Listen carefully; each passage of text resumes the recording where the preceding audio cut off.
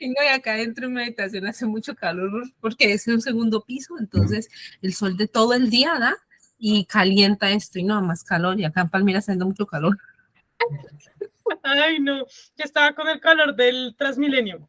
Ah, Así toda espichada, no alcanzar a llegar, pero la logramos. Bueno, si les parece, pues comencemos a hablar un poquito de nuestra experiencia con los cuentos. ¿Les gustan los cuentos? Si lo han explorado, ¿qué cuentos han leído? Digamos que otros autores. Yo les cuento que yo comencé a valorar este género cuando entré a estudiar literatura, porque yo pues era de las que pensaba que como que los cuentos se me pasaba mucho, que como que no me daban suficiente, como que yo decía, es que son como uno tras otro, muy seguidos, y es como que yo sentía que me faltaba más, ¿no? Que me faltaba como la construcción que te da la novela, como, ¿y qué pasó? Y seguir con todo esto, pero como que con los cuentos no me pasaba. Y también pues tenía un poco esta idea de que pues eran cuentos infantiles, ¿saben? Como los cuentos que tenemos para niños y así, pero no pensé que fuese un género que, como te estaba contando, Cami, pues tuviese tantos autores impresionantes. De hecho, los autores de novela, de cierta manera, comienzan por cuento, ¿no? Y también exploran poesía, o así no comiencen en algún punto de su trayectoria, pues van a escribir cuentos, ¿no? Que es el caso de Oscar Wilde, aunque él pues solamente escribió una novela, ¿no? Que fue el retrato de Dorian Gray. Entonces, cuando entré a la universidad, pues muchos de los textos que nos ponían para alcanzar a leer todo lo que teníamos que leer eran cuentos, pues porque son cortos, pero absolutamente impresionantes, y me los empiezan a explicar, y que esta metáfora y que esta otra cosa, y yo en shock, yo como así que yo nunca había visto esto. Yo creo que mi cuentista favorito hasta el momento es Cortázar. Rayuela fue un martirio, no me gustó el Cortázar novelista, pero el cuentista me parece brutal. O sea, los cuentos de Cortázar son una cosa que a mí me vuelve loca. Y precisamente por eso, pues quise traer como su teoría, porque si hace cuentos tan buenos, pues que nos explique cómo lo hace, ¿no? Pero bueno, ya vamos a hablar de eso. Sí, Moni, a mí me encantó. No sé si tengas micro y quieras hablarnos de tu experiencia también con los cuentos. Esa es un poco la mía. Eh, Hasta el momento, pues así voy. Ay, sí, ese también, es que yo después de Rayuela, que como vamos a darle un tiempito a Cortázar, estoy releyendo los cuentos todo el tiempo, porque para teoría literaria todo el tiempo nos piden leerlo, pero no, pues no es como que diga qué emoción leer Rayuela o algo así, pues que como medio ahí tiesa con Cortázar, pero bueno. No sé, ¿ustedes cómo les va con los cuentos? No sé, Cami, Moni, creo que Caro no tiene micro o algo, entonces, Uno ¿cómo? puede, Sofía, una pregunta, ¿uno puede clasificar las cuentos de las fábulas de Pombo como cuentos? ¿O no? Son ¿O eso es fábulas. diferente? Son Ajá, fábulas. Ah, son bueno, fábulas. yo que Aunque todas las tengo. un poquito sí, porque las fábulas, digamos que lo que tienen así de diferente es el tema de la moraleja, pero pues aquí es mucho más explícita, ¿sabes? Porque es como toda la fábula, moraleja, dos puntos, ¿no? Eso no lo tiene el cuento, por ejemplo, pero pues sí es una historia corta también. Ah, pues yo lo con relación, bueno, por eso pregunté, porque recuerdo que en el periódico, no me acuerdo si era El Tiempo o El País, mi papá me compraba cada 8 días el periódico y venían para coleccionar la enciclopedia de cuentos, y todos esos cuentos y venían los cuentos de Rafael Pombo y otros. Entonces yo era feliz, lea y relea los cuentos. Pues bueno, las fábulas. Y en el colegio en noveno, yo me acuerdo que leímos cuentos latinoamericanos, es un librito chiquitico donde hay diferentes autores. Me acuerdo mucho, sino que no me acuerdo de los cuentos, sino que sí sé que me gustaron mucho los de Jorge Luis Borges, si no estoy mal. Ok. Si es que me gustó mucho los que aparecían ahí. Y pues con ustedes, cuando yo empecé en el club, leí los de cuentos de amor, locura y muerte, que Así. no todos me gustaron, pero sí estuvo bueno. Y pues ahora que estamos aquí leyendo, pues ahora Oscar Wilde, de resto, no, porque yo pensé que, digamos, bueno, aunque también hay unas historias de hadas que yo leí hace mucho tiempo, y es un librito como de cuentos, son diferentes historias, entonces yo creo que también se puede clasificar como cuentos. Y Ok. no, me gustan porque O sea, bueno, los cuentos de los hermanos Grimm, se me ha olvidado, sí, esos también los Claro, leí. claro. Pero yo creo que yo leí fue no la versión fea, sino la versión como más bonito, que son las que es para los niños, sí, esas. Sí, Y no he leído la nueva versión, o la versión original más bien. sí. ¿Y por qué te gustan, Cami? Porque, o sea, primero porque uno puede en una pequeña historia encontrar algo significativo. Por ejemplo, en El Ruiseñor y la Rosa me gustó mucho la manera, pues yo creo que ya lo creo que sea spoiler, pero como muestran el amor, desde la parte del amor Sí. romántico y el amor filosófico, en un pedacito de nada en ese cuento. Y pues con los otros cuentos es porque sí puedo explorar diferentes historias al mismo tiempo, o sea, en poco espacio de tiempo, sí, valga la redundancia. Es por eso que me gustan los cuentos y porque, no sé, porque siempre también involucran no solamente los humanos, sino también que involucran la naturaleza, involucran leyendas o mitos, entonces eso me gusta. O fantasía, porque involucran ese tipo de fantasía que me gusta, que son como las hadas y eso. Ok, Por eso. ok, qué chévere. Por aquí Moni nos está dando un montón de recomendaciones. Yo no me acuerdo de Julio Ramón ni de Abraham.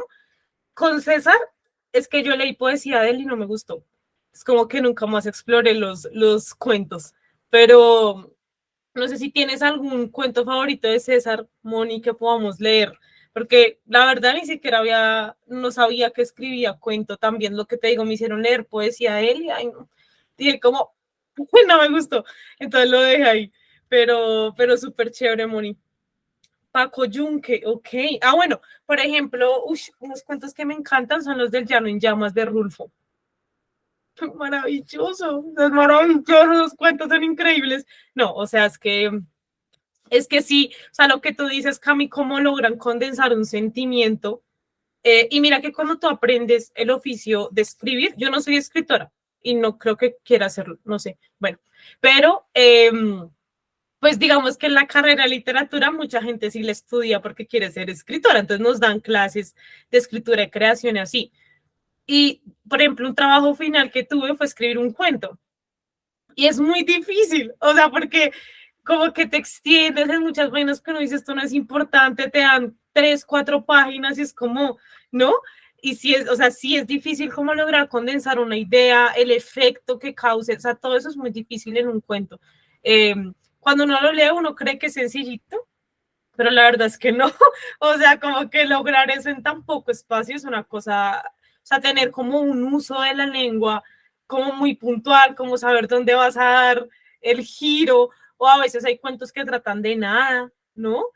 Pero ahí está también como el gusto, no sé, o sea, es difícil, pero bueno.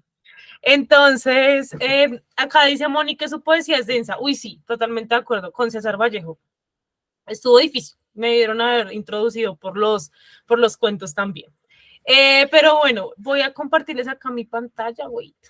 Mira, Sofi, que hablando de escribir un cuento, yo me acuerdo que en el colegio también me colocaron a escribir un cuento y al inicio de la universidad, como que con esas ganas de terminar el cuento que tenía, era sobre viaje en el tiempo, sino que se me fueron como, yo creo que en las hojas del cuaderno se fueron como más de 10, porque yo quería participar en ese concurso que era el cuento, no me acuerdo, un concurso que hay para cuento de pues, tanto de colegio como de universidades. No sé, no me acuerdo Sí, cómo se sí, llama el curso en ese tiempo. Entonces yo quería participar de él porque un compañero participó, pero bueno, a lo último no lo envié porque no lo terminé. Pero siempre he pensado es como con temas de viaje en el tiempo y fantasía con hadas, así. ok, Esos es como los esos son temas. los temas que te gustan, qué chévere. Sí, o sea, sin duda alguna este mundo del cuento es una cosa impresionante. Y bueno, este texto al cual les quiero hablar, que se los mandé al grupo de Telegram por si lo quieren leer, es un discurso que hizo Cortázar, si no estoy mal, en Cuba, hablando del cuento. Entonces le preguntaron sobre esto, ¿no? O sea, ¿qué tiene este género? Cómo escribir un buen cuento, ¿no? Esas eran como el tipo de preguntas que él se quería responder. Entonces él hace esta conferencia que tituló Algunos aspectos del cuento, contando y revelando sus secretos, ¿no? Yo acá, como para resumirles un poco el texto, decidí sacar como 6 aspectos, pero seguramente si ustedes lo leen, pues pueden encontrar uno que otro. Fue como los que yo dije, bueno, esto es lo importante porque él también da ejemplos de muchos cuentistas. Él menciona ahí otro que se llama Chekhov, que es un cuentista así que habla como de la nada, o sea, digo de la nada porque es como súper cotidiano, 2 personas caminando o una pareja de esposos, o sea, como cuentos que tú dices de qué trata este cuento, no, pues, por ejemplo, Virginia Woolf, ella también es cuentista, y ella escribió un cuento que se llama La marca en la pared, y trata de una señora que está sentada en una silla viendo una marca en la pared, y ya. Entonces, a partir de ahí, ella se comienza a preguntar cómo, quién habrá hecho esa marca, es la marca de alguna pintura que pusieron ahí, algún cuadro, o sea, empieza a divagar así y pues es un cuento sobre eso. Entonces, eso es lo bello, que también siento que a veces en la novela estamos buscando estos plots gigantes, ¿no? Como la super trama, el super giro que está muy bien y que uno queda como, ¡oh! ¿Qué es esto? No me lo esperaba. Pero a veces en el cuento, si bien sí es verdad que puede pasar en algunos momentos, a veces se trata como de condensar aspectos cotidianos muy bonitos también, ¿no? O bonitos, no en el sentido de que sean, que te generen cosas buenas, porque hay algunos que no, y hay algunos que sí. Por ejemplo, el del corazón del ator de Poe es de los cuentos que a mí más me han asustado, de Edgar Allan Poe. No, o sea, yo todavía siento no, como los sonidos, porque es que además no lo hicieron escuchar en clase, y están como todos ahí sentados y nos pusieron el audiolibro, pues, yo no sabía que se llamaba así, pero en esa época nos pusieron a reproducir el cuento. Y, por ejemplo, ese El corazón del ator trata de un hombre que está como loco, eh, en un ataque como de histeria, de estrés, mata como un vecino y lo entierra debajo como sí, como del piso, pues, de su casa. Entonces, él como que está, digamos que el cuento sí va un poco de la demencia que causa el remordimiento. Entonces llegan unas personas como a hablar con él y él cree que son policías que lo van a capturar y todo el tema. Y el cuento va subiendo así como de ritmo al punto de que el corazón, él empieza a escuchar supuestamente el corazón de la persona que mató, pero es como, pues está muerto, ya no se puede, ¿no? Y al final, ¿será que se los cuento? Bueno, no, léanse El corazón de la... Ay, creo que por el título ya se pueden dar una pista, pero ese tipo de cosas que yo decía en shock, ¿no? Pero sí es cierto que el cuento además es un género un poco complicado de clasificar. Ay, sí, Moni, yo es que no puedo decir que amo a Poe, porque es que me da mucho miedo, pero pues, tiene unos cuentos también increíbles. Qué bueno, que creo que para personas como yo, que somos bien gallinas en el terror, pues recurrir a cuentos de pronto para ese género se acabó más sencillo, ¿no? Pero bueno, les decía que el cuento es un género también un poco inclasificable, porque, por ejemplo, está esta diferencia con el relato, como que hay cosas que son cuento y que son relato, pero esa diferencia y no queda como muy clara. O si un cuento tiene 20 páginas ya es muy largo, si tiene 30 es muy largo. O sea, a partir de qué cantidad de páginas ya no es un cuento, sino una novela corta. Tampoco se tiene como criterio de eso, o sea, como que hay aspectos que sí están como todavía en el aire, y que es un poquito como difícil de clasificar, ¿no? Pero bueno, ya comenzando con este texto de Cortázar, lo que les digo, saqué como 6 primicias, 6 aspectos. Espérame que... sí, como es que el relato y el cuento tienen ahí como una diferencia que no tengo muy clara, porque a mí también me confunde mucho. Creo que tiene que ver mucho como con la extensión, como con el ritmo también, pero es que eso ya es como entrar a leer cada cosa que te dice a cada lector eso y cómo clasificas, ¿no? Entonces es un poco difícil ahí, como esa clasificación. Pero bueno, vamos a comenzar. Antes de pasar a los aspectos, quiero contarles un poco acerca de Julio Cortázar. ¿Quién es este señor y por qué nos importa lo que dice sobre los cuentos, no? Su nombre completo es Julio Florencio Cortázar. Fue un escritor, profesor y traductor argentino. Hoy hablé con Eduardo Sacheri, que también es argentino, y su libro favorito es Bestiario, de Julio Cortázar, y yo, ¡no! Porque es que además lo tenía como súper presente, porque ayer había preparado esta presentación, y Bestiario también es uno de mis libros favoritos. Entonces dije, me caes re bien. O sea, tú y yo, para las que sea. Y además su autor favorito es Cortázar. Entonces yo, claro, o sea, en Argentina, Julio Cortázar es como, wow, ¿no? Entonces, bueno, pero él no nació, pues en Argentina, nació en Bélgica en 1914 y murió. Ah, bueno, no mentiras, ¿esto qué es? Creo que puse mal esa información ahí. Esperen un momento. Bueno, creo que el datico no lo tengo bien, no estoy segura, bueno, pero sí es verdad esto de que murió de leucemia. Entonces, bueno, ahí tenemos el final de Cortázar y sus dos novelas más reconocidas, les debo el datico, es que no estoy muy segura si es en esa fecha, pero se los debo.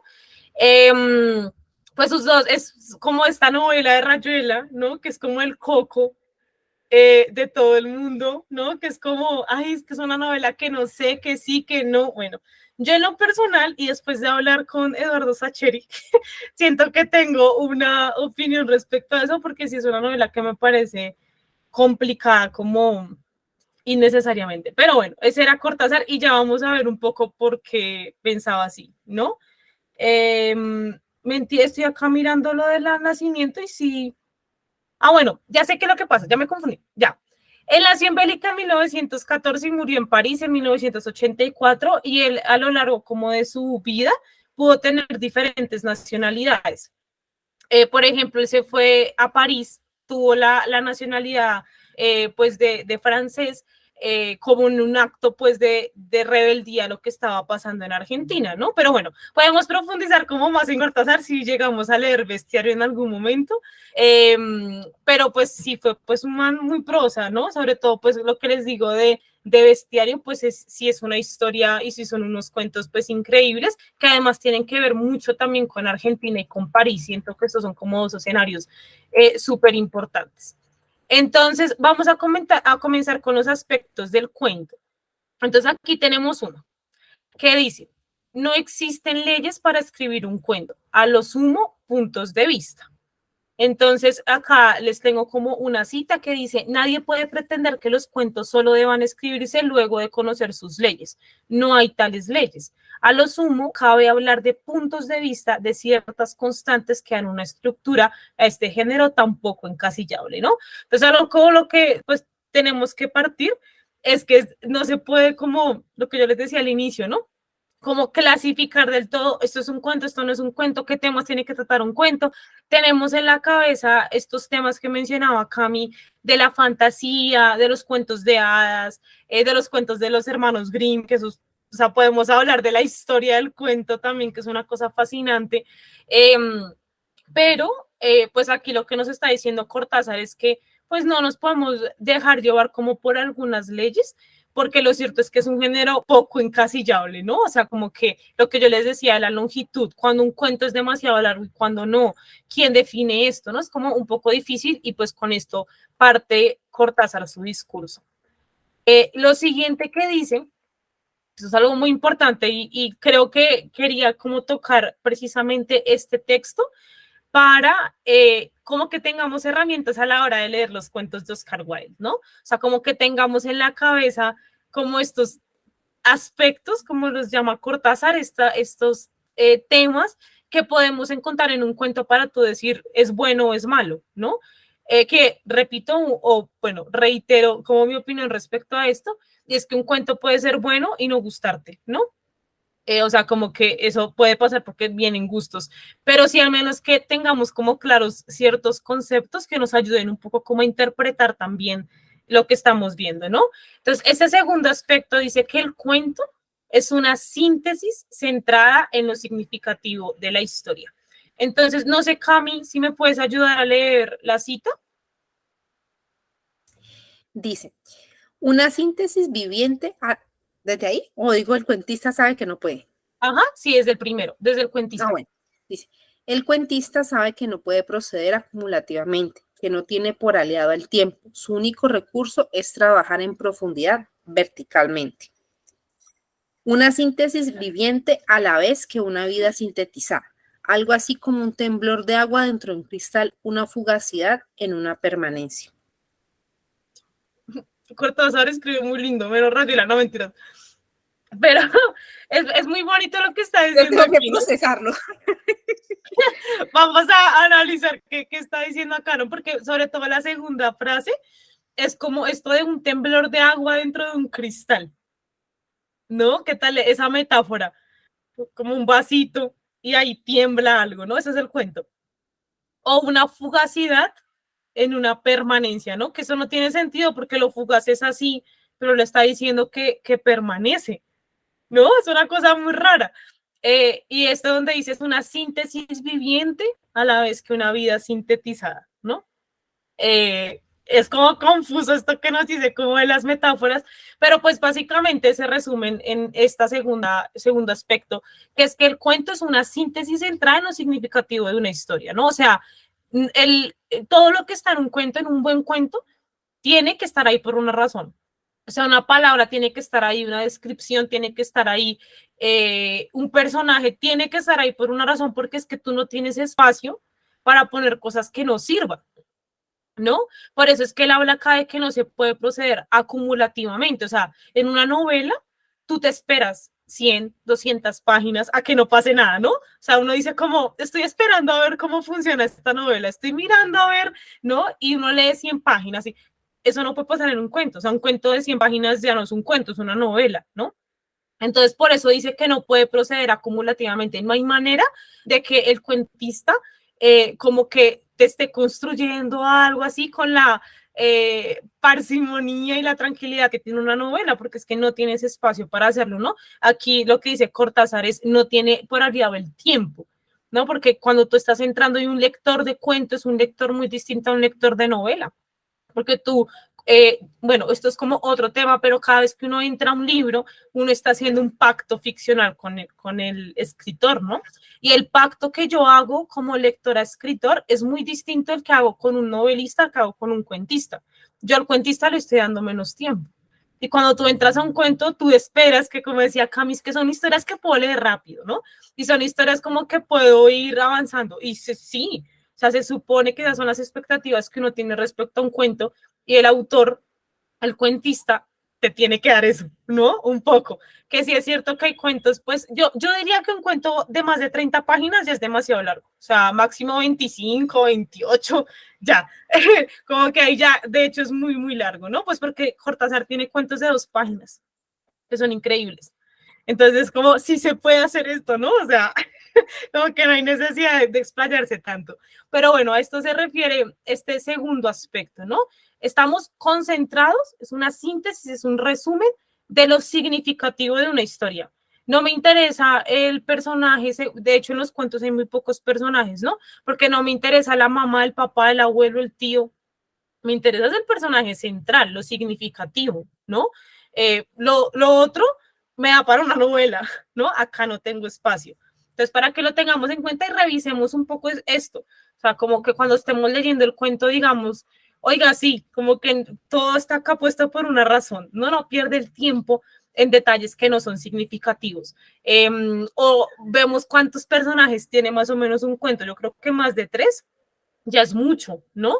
Pero bueno, ahí como que tenemos las herramientas como para analizarlo un poco. Pasamos al tercer aspecto, que es mi favorito. Yo amo esta metáfora que tiene Cortázar del cuento. Dice, la novela gana siempre por puntos, mientras que el cuento debe ganar por nocaut. Entonces, ¿saben? Como en boxeo. Entonces, como que los puntos, pues tú vas acumulando, ¿no? Digamos en el colegio, pues, o para pasar una materia. Tú presentas un trabajo, presentas otro, todo eso se suma y al final ganaste la materia o pasaste la materia, ¿no? Pero acá lo que está diciendo él, y eso así funciona la novela va sumando. O sea, una novela que te cuente todo desde el principio, como que es raro, ¿no? Si pasa, o sea, tenemos a Gabo, que era un maestro en esto, ¿no? De contarte siempre el final y tú después como que comenzar a saber qué pasó ahí, pero precisamente tienes ese espacio para hacerlo, ¿no? Yo, por ejemplo, de Gabo también he leído cuentos y no me gustaron tanto. Él tiene una colección que se llama Ojos de Perro Azul. También es cierto que los leí hace harto, pero como que no, o sea, en comparación a Crónica de una muerte anunciada, que esa ya es una novela, no se comparan los cuentos, me parecieron como me. tal vez tenía más talento para ser novelista también, ¿no? Como Cortázar cuentista, mejor que novelista, gracias. Pero bueno, el punto acá es como esta metáfora, ¿no? De que no es acumular, nuevamente porque no hay tiempo, ¿no? Que lo veíamos en el aspecto anterior, no hay tiempo para estar sumando cosas, sino que gana por knockout, y el knockout es team, un puño y ahí quedó, ¿no? Así, esta es la sensación que debe dejar un buen cuento, a mi parecer. Que usted se siente así como un puño y ahí quede, ¿no? O sea, como, ¿qué pasó? ¿No? Y ahí se acabó y uno queda como María, como no tengo que volver a repetir esto, no entiendo, o si entiendo, me deja asombrado. Bueno, son muchas las sensaciones que podemos tener después de un knockout, pero debe ser esto, ¿no? Como así en shock. No sé, Moni, si tengas micrófono, ¿me puedes ayudar a leer la cita? O creo que solo tienes el chat. Ahí no me pueden escuchar. Sigo sin tráfico, pero ya voy a llegar. ¿Me escuchan? Sí, te escuchamos. Si la puedes leer, si no, no hay lío. A ver, la leo. Si me escuchan, perfecto, la leo, no hay problema. Ver, sí, sí, te escuchamos. Es cierto en la medida en que la novela acumula progresivamente sus efectos en el lector, mientras que un buen cuento es incisivo, mordiente, sin cuartel desde las primeras frases. No se entienda esto demasiado literalmente, porque el buen cuentista es un boxeador muy astuto y muchos de sus golpes iniciales pueden parecer poco eficaces cuando en realidad están minando ya las resistencias más sólidas del adversario. Tomen ustedes cualquier gran cuento que prefieran y analicen su página. Me sorprendería que encontraran elementos gratuitos meramente decorativos. Muchas gracias, Moni. Entonces aquí nos amplía un poco esta metáfora del knockout, ¿no? Y vean esto tan chévere, esta parte donde dice, muchos de sus golpes iniciales pueden parecer poco eficaces. Entonces uno, ¿qué es esto? ¿No? O sea, como que me está contando acá, no entiendo a dónde quiere llegar, ¿no? Parecen como poco eficaces, pero en realidad están ya minando, ¿qué? Están minando ya las resistencias más sólidas del adversario, ¿no? Como espérate que va a llegar el knockout, ¿no? Esta es la sensación, dice Cortázar, que debería causar un buen cuento, ¿no? Nada de elementos gratuitos, decorativos, eso no sirve, ¿no? O sea, todos los elementos que están en un cuento deben servir con una finalidad. Hay otro cuento de Poe que se llama La caída de la casa Usher o algo así, Usher, una cosa así. También es una cosa que te deja así.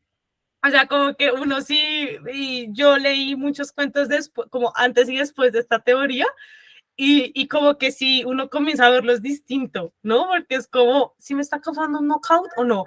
¿Esto está aquí gratuito o no? ¿No? Como que uno se da cuenta de esta infinidad, de esto efímero contenido en lo permanente, ¿no? Como que parece que es corto, que es breve, pero en realidad, pues le puede sacar más, ¿no? Y bueno, eso es muy interesante, pero acá tenemos nuestro tercer aspecto. El siguiente es que en el cuento no existen personajes ni temas buenos o malos. Existen buenos o malos tratamientos. No sé, Cami, si me puedas ayudar a leer esta cita. Tampoco es malo porque los personajes carecen de interés, ya que hasta una piedra es interesante cuando de ella se ocupan un Henry James o un Franz Kafka. Ajá, ¿sí o no? O sea, si Franz Kafka explica una piedra, va a ser interesante, ¿no? Entonces, esto me parece muy chévere porque es que estamos hablando de Cortázar. O sea, no estamos hablando, y acá no está hablando como alguien que me encontré en la calle, ¿no? O sea, literalmente es un man que escribió Bestiario. Es increíble, ¿no? Y está diciendo, son buenos o malos tratamientos, ¿no? O sea, como, y esto ya lo vamos a profundizar porque él habla mucho del oficio del escritor. Y él dice esto, dice como, es que tú puedes hablar de lo que sea. O sea, un cuento puede tratar de lo que a ti se te ocurra. O sea, no tiene que ser el tema más que los extraterrestres vinieron y te adujeron. O sea, si lo tratas mal, es un mal cuento, ¿no? Pero si hablas de que fuiste a comprar el desayuno y ya, o sea, que trate sobre eso de comprar pan caliente, pero lo escribe Franz Kafka o lo escribe como un buen escritor, que bueno, esto ya toca comenzar a mirar qué es eso de un buen escritor. pues ahí es donde se torna interesante, ¿no? Entonces, a mí esto me parece muy chévere porque vean que, pues, les cuento que yo, la primera vez que leí este texto, porque ya me lo han hecho leer como 2 o 3 veces en la carrera, fue cuando estaba viendo esta materia, una materia que se llamaba, no me acuerdo, no era escritura creativa, pero trataba más o menos de eso. Y ahí nos hicieron tener un cuaderno de escritura, que se acuerdan que lo hablábamos cuando hablamos de los diarios, pero en esta ocasión no era tanto como llevar un diario, sino como escribir, ¿saben? No necesariamente con la intención, pero sí queríamos también, ¿no? Y ahí la profe nos contaba eso, nos decía, es que escriban sobre los temas que a ustedes se les ocurra. O sea, no tiene por qué ser algo extravagante, no tiene por qué ser la mejor historia jamás contada, porque es que además, esto no lo dice Cortázar, pero es muy cierto, ya todo está contado, ¿no? O sea, todos los temas han tocado en la vida. Ya llevamos existiendo 2023 años. Es imposible que algo ya no se haya hablado. Se han hablado de extraterrestres, se ha hablado de amor imposible, se ha hablado de historia, se ha hablado de mujeres, de hombres, de niños, o sea, de todo se ha hablado. Entonces, ¿vamos a dejar de escribir libros? Obvio no, ¿no? Porque pueden salir nuevos, ya de pronto no tenemos al Shakespeare que escribía de Julio César, pero ahora tenemos al Santiago Posteguillo, ¿no? Y son distintos, ¿no? Y los amamos a los dos. Entonces, no existen y no se acaba, un tema no se acaba. Vemos a miles de personajes huérfanos, ¿no? O sea, como que esto sigue y nos sigue emocionando, nos sigue impactando. Temas de libros de Segunda Guerra Mundial se siguen publicando, autobiografías, queremos más, viajes en el tiempo, más, ¿no? O sea, como que los temas, no hay temas buenos o malos, o temas que ya estén agotados. Ay, no, ya se escribe demasiado eso. Si dijéramos eso del amor, si el amor se escribe todo el tiempo, ¿no? Y nos siguen enamorando las historias de romance, porque lo que importa no es el tema, sino cómo se trata ese tema, ¿no? Y ahí, bueno, volviendo al cuento, pues acá es aún más impresionante por el poco espacio que tenemos, ¿no? Entonces ya vamos a ver pues cuáles son los temas que tenemos en nuestros cuentos de Oscar Wilde. Por otro lado, el quinto aspecto dice, un buen cuento nace de la significación, intensidad y tensión con que es escrito. Del buen manejo de estos 3 aspectos es que pues vamos a tener un buen cuento, ¿no? Entonces, no sé, Moni, si quieras leer la cita. Que creo que Caro no tiene micro. No, ahorita no, ya voy a bajar. Listo. No, dale. Ya casi te tenemos en casita, no pasa nada. Si quieres tú, Camila. Sí, ya llegó. Listo. Si quieres, Camila, ¿puedes leer? Listo. Dice, el elemento significativo del cuento parecería residir principalmente en su tema, en el hecho de escoger un acaecimiento real o fingido que posea esa misteriosa propiedad de irradiar algo más allá de sí mismo, al punto que un vulgar episodio doméstico se convierta en el resumen implacable de una cierta condición humana o en el símbolo social quemante de un orden social o histórico. Lo que usted nos decía ahora, Sofía. Eso, Cami. Yo, profe, orgullosa. Exacto, ¿no? Entonces, aquí está. Bueno, estos 3 conceptos, que es lo importante de este aspecto, significación, intensidad y tensión, ya los vamos a ver con más detalle, porque son muy importantes. Creo que, de hecho, acá, en estos 3 conceptos, si no entendieron nada del resto de cosas, en estos 3 está todo lo importante, un poco teórico del asunto, ¿no? Entonces, acá nos dice eso, que sigue como profundizando en el tema, ¿no? Y es que hay algo en la vida que la hace interesante, y más cuando un buen escritor, la toma y nos cuenta algo impresionante, ¿no? Y ahí nos ponemos a pensar en serio, el tipo de libros que nos gustan, qué temas tocan, ¿no? No es el tema, es cómo lo hace ese escritor, porque muchos escritores y muchas escritoras hablan de amor, pero no nos gustan todos, ¿no? Y es precisamente por este trato, ¿no? Pero dejamos este aspecto ahí en stand-by y ya vamos a profundizar en lo de significación y eso. Vamos a terminar con este sexto por nuestra ronda de aspectos. Lo que les digo, si tienen el tiempo en serio de revisar el texto de Cortázar. Espero poder haber hecho un buen resumen de esto, pero no sé, no tengo ni idea si de pronto haya un video, voy a buscar, de él leyéndolo, no estoy segura. Porque es que además con ese acento argentino me muero. Pero es que es muy pilo, Yo empecé ¿no? a leerlo, pero no lo he terminado. Yo Sí, llevo no, dos y es que páginas. además, sí, eso, porque es que además yo sé que como que uno no está acostumbrado a leer teoría y es como que es esto, ¿no? Pero bueno, espero que ya como con esta explicación de pronto ya tengan ahí un norte también, pero pues nada mejor como que leer las letras de Cortázar, ¿no? Pero bueno, este es el último que puede ser todo un tema que de pronto podemos hablar más adelante, que dice, para escribir buenos cuentos es necesario el oficio del escritor. Entonces acá está un poco esta cuestión de que es un buen escritor y que es un mal escritor, ¿no? Porque él sí habla de buenos cuentos y de malos cuentos, ¿no? Él sí habla del tratamiento de los temas y todo esto, ¿no? Entonces, bueno, esto es un tema que ya a mí sí me pasa que leí esto y comencé a pensar en los autores que a mí me gustan, que para mí son buenos escritores, obviamente, y a pensar en esos elementos que a mí me gustan de esos escritores, o sea, porque para mí son buenos, ¿no? Entonces es un ejercicio que también, pues las invito a que lo hagan, porque uno sí comienza a conocerse mucho más cuando uno entiende por qué le gusta algo. Y por eso a veces es tan difícil estudiar literatura, porque literatura es intentar entender eso. O sea, como, ¿por qué? ¿Cómo se recibe un texto? ¿Por qué me gusta un texto y no me gusta otro? Pero además explicado con teóricos alemanes que yo no sé por qué no escribían más sencillo, ¿no? Pero bueno, eso es como tema para otra discusión, pero aquí puntualmente para el cuento lo que nos dice Cortázar es que es necesario el oficio del escritor. ¿A qué se refiere con esto? Entonces, no sé, Cami, si quieras leer esa cita.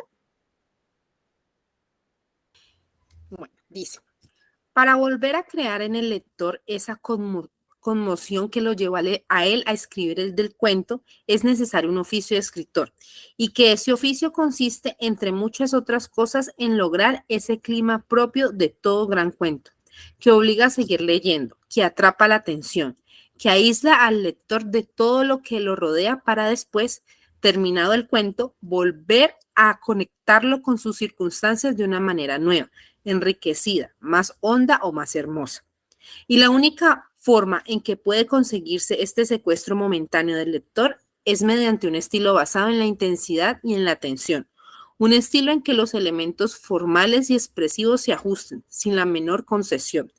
Tanto la intensidad de la acción como la atención interna del relato son el producto de lo que antes llamé el oficio del escritor. Ok, entonces si se dan cuenta, muchas gracias, Cami, aquí vuelven a salir esos conceptos del punto anterior, ¿no? Entonces vamos a hablar un poquito de qué es eso. Entonces acá tenemos este concepto de significación. ¿Qué es eso, no? Entonces aquí es importante entender la distinción entre una anécdota y un cuento, ¿no? Entonces ya nos dijo Cortázar, no importa el tema, o sea, el tema puede ser ir a comprar pan. Si eres un buen escritor y tienes oficio de escritor, es decir, logras intensidad y tensión, a eso se refiere él con el oficio del escritor, lograr secuestrar al lector un ratico, ¿no? O sea, como que él en medio, y me parece mucho eso que utiliza esa palabra, pero bueno, como que en medio de todo lo que está pasando en el mundo, ¿no? Casi que sí es un secuestro, porque como que te mete ahí y lo que dice Cortázar es como que el buen escritor y el oficio del escritor consiste en tener la intensidad y la atención perfecta para lograr que el lector esté ahí enganchado, ¿no? Por el tiempo que tú lo requieras. Pero entonces la significación se refiere a esta diferencia entre anécdota y cuento. Entonces una anécdota es lo que le contamos a nuestra mamá cuando llegamos a la casa, ¿no? No, mami, imagínate que me pasó eso, pero eso no es un cuento, ¿no? O sea, como que una anécdota, pues yo podré ser, no sé, hablar un montón y lo que sea, pero pues eso no es un cuento, ¿no? Como que le importa a mi mamá y ya, ¿no? Entonces, por eso aquí se refiere la significación a cuando quiebra sus propios límites, ¿no? Cuando va más allá de la anécdota. Entonces, ya no es solo, mami, mira que hoy cuando fui a comprar pan, me encontré un perro, no sé. Entonces, lo que hace que un cuento sea significativo es romper eso, ir más allá de la anécdota. Entonces, ¿qué vas a hacer a partir de eso? Entonces, sí, acá se entiende un poco ese tratamiento de los temas. Como cualquier tema es susceptible a convertirse en cuento, pero una anécdota no es cuento, ¿no? Entonces, por eso hay cuentos que uno dice, esto es como que se quedó ahí, ¿no? O sea, como que no hay nada significativo. Entonces, vean esto tan chévere que es la ruptura de lo cotidiano con un buen tratamiento de los temas. Nuevamente, ese concepto del tratamiento, ¿no?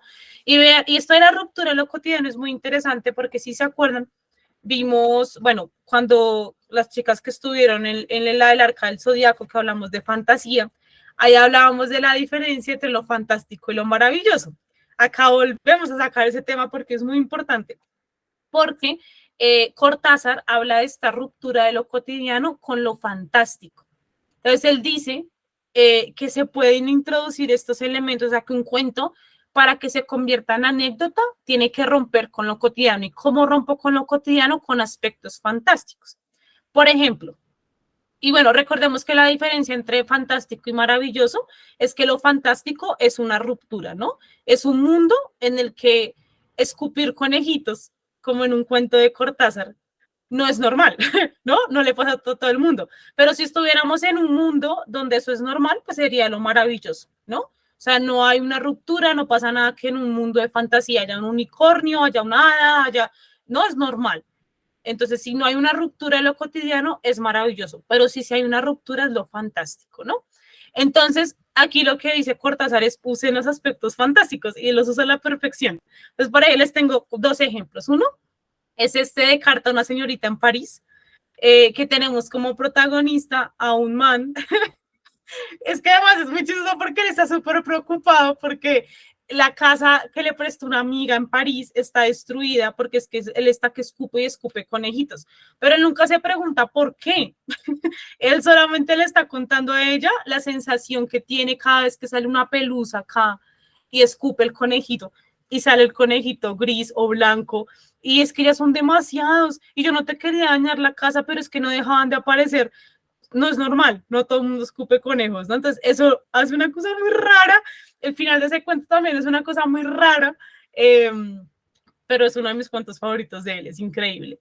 Hay otro cuento de él que se llama El fuego del fuego, las cosas del fuego, el fuego sobre algo de fuego. Y es una vaina también muy extraña porque son dos historias que se están contando en paralelo, una en el presente y otra en el pasado. Pero no te dicen en cuál está en dónde, ¿no? Entonces es una narración lineal donde tú vas leyendo seguido, o sea, no hay anotación de 1900 o 2000, no, o sea, no hay como esas anotaciones, sino que todo es de corrido. Entonces tú como que parece que te volteas de universo y además en algún punto del cuento los dos tiempos se unen y no sabemos cómo. Entonces, eso es una ruptura de lo cotidiano, ¿no? Además, en ese cuento te cuenta dos anécdotas y lo fuerte, digamos, de las anécdotas es que eso termina uniéndose y uno dice, ¿qué es esto? ¿No? O sea, como, ¿qué pasa acá? Todos los fuegos, el fuego, bueno, no me acuerdo cómo se llama, pero ese es buenísimo también. Entonces, aquí vemos, pues, esa ruptura de lo cotidiano de la que habla él y qué mejor que hablar lo que dice Cortázar con ejemplos de Cortázar, ¿no? Porque ahí él mismo pues demuestra en sus cuentos que sí lo hace de esa manera. Y pues la intensidad y la tensión, que es esta sensación de la que hablábamos del knockout, ¿no? Un cuento que te tiene que mantener en tensión. Hay, por ejemplo, otro cuento de Cortázar, que es de un hombre que se está poniendo un pullover, le llama él, ¿no? Porque es como argentino, pues como un buzo, ¿no? Una chaqueta, que se la está poniendo, pero es un cuento asfixiante porque no logra sacar el brazo, no logra sacar la cabeza y al final como que se cae por una ventana, es terrible. Pero entonces tú sabes que algo va a pasar, ¿no? Porque no es normal que esté divagando tanto, no es normal que no encuentre por dónde sacar la cabeza, eso es tensión y eso es intensidad, ¿no? Y eso es lo que él llama y lo que es el resultado del oficio del escritor, ¿no? Como que este es el trabajo del escritor, generarte esta tensión y esta intensidad que tú digas, Dios mío, ¿qué va a pasar? Así sean pocas páginas, ¿no? No todos los cuentos manejan la misma intensidad y tensión, porque no todos los cuentos tienen la misma intención, ¿no? Y esto es porque, pues, los cuentos que hablan como sobre la vida, sobre algo, o sea, saben como que no tiene que tener estos giros súper impresionantes, ¿no? Hay otros que son un poco más sobre la vida y también funcionan muy bien. Pero pues digo yo, no, eso es como un poco más personal. Según Cortázar, esto es lo que te tiene que causar un cuento, ¿no? Creo que por aquí les tengo un videíto.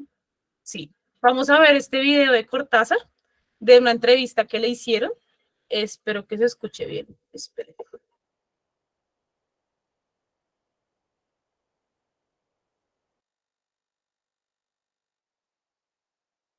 Y que te has sentido como en un estado que llaman los franceses état second, que es algo así como un equilibrio entre la abstracción y la concentración, ¿no? Sí, mira, tu pregunta contiene un montón de cosas, pero la podemos sintetizar un poco. Bueno, es partiendo de la noción de horario, ¿comprendes? No tengo ninguna noción de horario, me resulta insoportable. Nunca he querido, en la época en que tenía que ganarme la vida con algo que nada tenía que ver con la literatura, nunca aguanté los horarios. Siempre me busqué un tipo de empleos que supusieran 2 o 3 horas de trabajo al sumo, aunque te pagaran muy poco, porque luego después salías a la calle y eras tú, ¿no?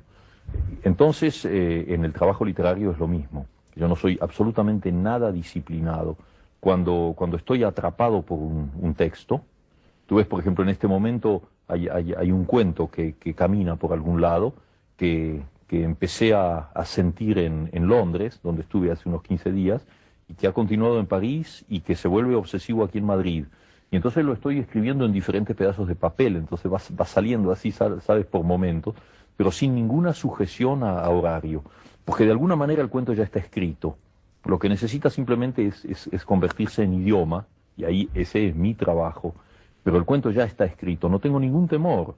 Es decir, podrían suceder nuevas interrupciones, 3 semanas en que yo no pudiera trabajar, no importa, el cuento ya está hecho. Yo lo terminaré en el primer momento en que tenga un café o un café donde se pueda escribir, o un tren, o un avión, o mi casa. Entonces trabajo de una manera muy desperdigada, muy anárquica, sin ningún horario. No, salvo, y ya no es una cuestión de horario, ya es una cuestión de obsesión, lo que tú llamabas état second, ¿no? Una especie de estado hipnótico. Salvo cuando estoy llegando al punto central de lo que quiero decir. Porque en ese momento yo soy un poco la víctima de lo que estoy haciendo, soy poseído por lo que estoy haciendo, y fíjate, cuando todo el final de Rayuela fue escrito en condiciones físicas tremendas, porque yo me olvidé del tiempo. No sabía si era de día o de noche, y me acuerdo que mi mujer venía con un tazón de sopa, o me decía, bueno, hay que dormir un poco, ese tipo de cosas, durante varias semanas. Pero antes de eso, habían pasado 2 años en que yo no había hecho nada, escribía cosas sueltas, así, un capítulo, otro. Y luego hay un momento en que todo se concentra y ahí tienes que terminar. Pero no es una noción de horario, sino una noción de obsesión, de concentración. O sea que si yo hubiera llegado a esa altura del cuento de que te estaba hablando y hubiera tenido que terminarlo, hubiera encontrado un pretexto para no venir aquí, porque sí, de alguna manera me hubiera escapado, porque eso hubiera sido más importante. Por suerte no lo era. Siento muy feliz de que no se haya producido. Yo también estoy muy feliz, no contigo, sino contigo y con tantos más así invisibles y con presentes. Tus lectores y amigos. Sí, los amigos sobre todo.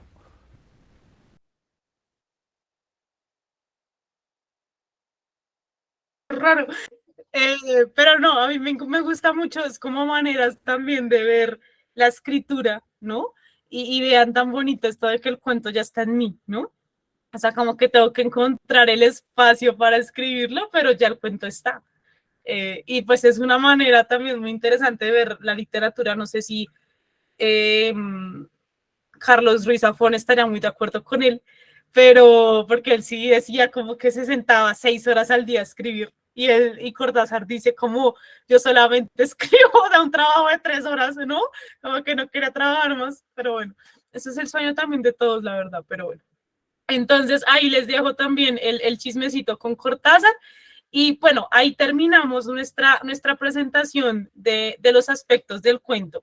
Entonces básicamente eso es como las cosas que dice Cortázar que debería tener un cuento, ¿no? Entonces no hay un tema malo, cualquier tema es susceptible a ser un buen cuento siempre y cuando se trate de manera correcta. Tiene que ser significativo, es decir, tener una ruptura con lo cotidiano, ¿no? Ir más allá de una simple anécdota. Tiene que tener intensidad y tensión, y esto se logra con el oficio del escritor, ¿no? Y bueno, ahí les pasaré la presentación para que repasen los otros y ojalá pues lean, digamos que eso es como lo más importante que tenemos que tener por ahí en cuenta, y pues ojalá se animen a leer el texto completo, porque pues como les digo, es maravilloso. Ahora vamos a pasar a hablar de Oscar Wilde, que yo sé, yo cuando estaba preparando esta presentación dije, estoy hablando demasiado de Cortázar y ese man que, está como que acá no lo vamos a leer todavía, ¿no? Pero es que me emociono mucho con todo esto, pero bueno, ahora sí llegó el momento de hablar de Oscar Wilde, que pues es él, solo que no era tan amarillo, pero este es Oscar Wilde, ¿no? Que lo vamos a estar leyendo. Les cuento que yo, pues me leí el retrato de Dorian Gray, pero yo no tenía ni idea que él tenía cuentos hasta que vi esta edición y dije, ¿qué? La necesito. Entonces dije, como hace rato no leo a Oscar Wilde, y la verdad es que me di cuenta que no sabía absolutamente nada de este hombre. Aquí les preparé cosas de su vida, o sea, como para que entendamos un poquito de él, y no, o sea, yo no, fue impresionante, ¿no? Como que saqué un montón de cosas, así que bueno, vamos a ello. Y de pronto nos permite entender un poco también sus cuentos, no lo sé, si tengan como estos aspectos pues autobiográficos, pero vamos a conocer un poco pues al escritor detrás de todo esto, ¿no? Entonces, bueno, algunas cosas sobre su vida. Él nació el 16 de octubre de 1854 en Dublín, Irlanda. Que para los que les gusta esta película de Año Bisiesto, Dublín aparece ahí, o sea, esa es Dublín, ¿no? Irlanda. La familia, bueno, él fue el segundo de los 3 hijos de William Wilde y Jane Wilde, ellos eran sus papás, y tenía otros 3 hermanos que eran por parte del papá.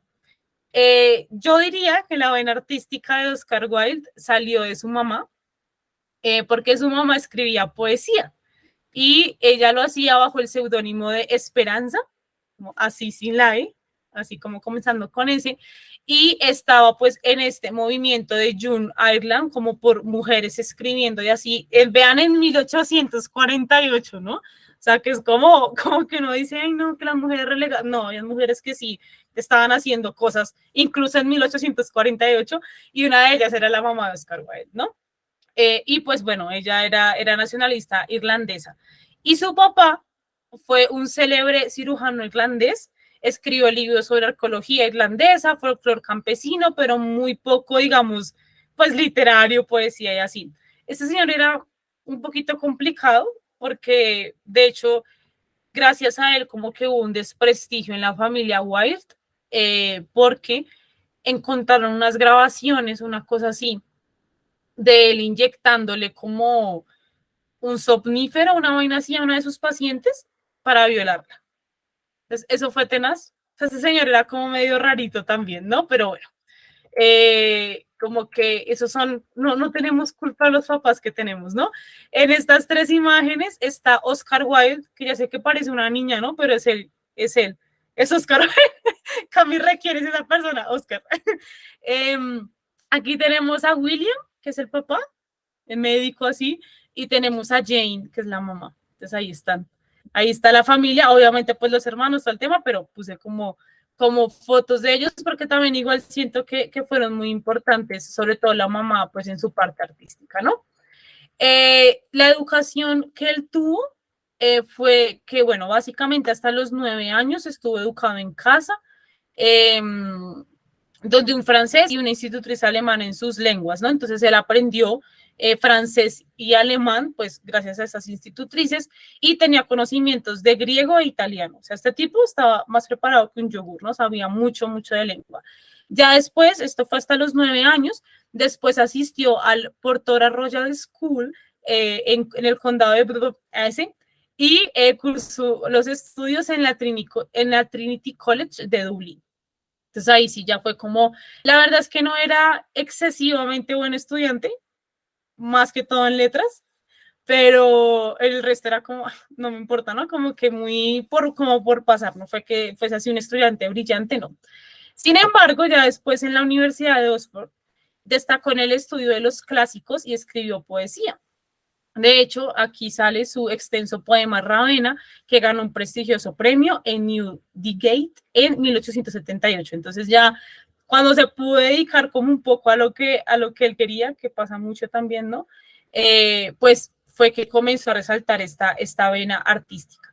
De hecho, no sé si lo puse acá seguido, sí, acá tenemos varios libros que siento que muestran la variedad de lo que es Oscar Wilde.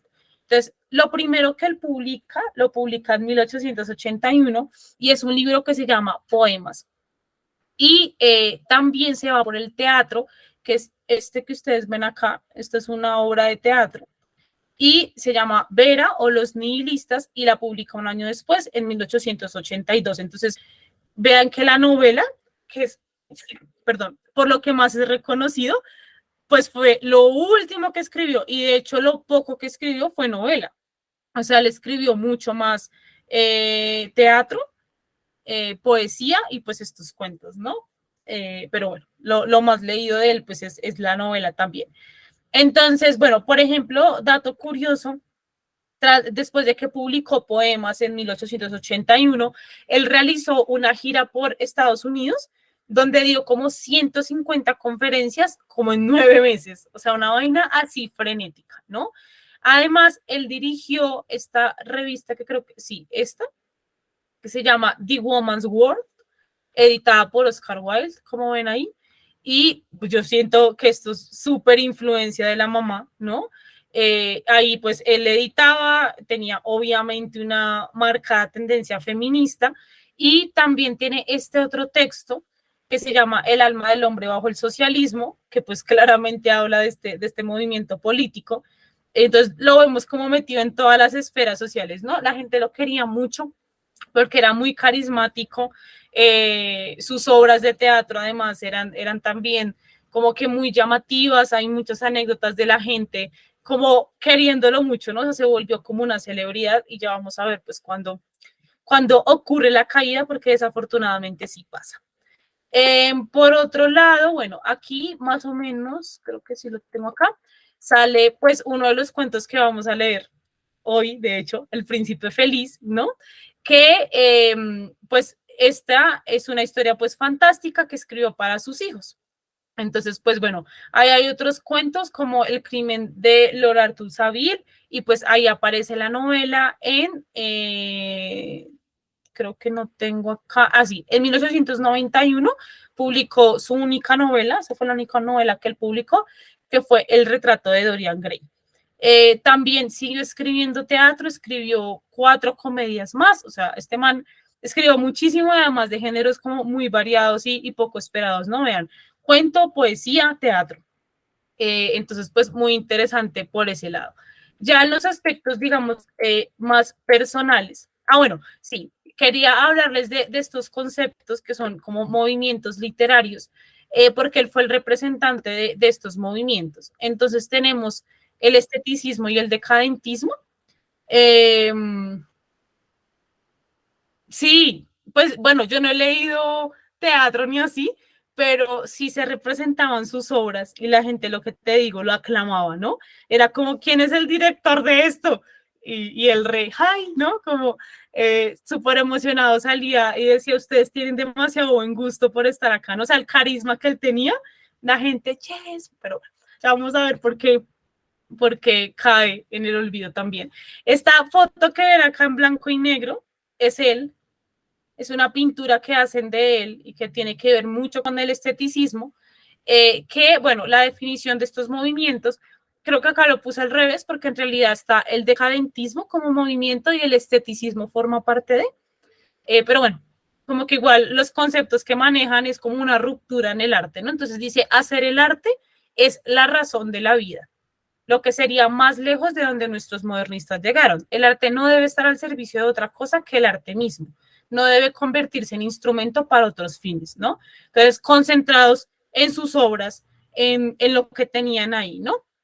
Y el decadentismo es un planteamiento ideológico que sitúa la estética, el esteticismo, que busca la estética y la búsqueda de la belleza absoluta como objetivo fundamental del hecho artístico, ¿no?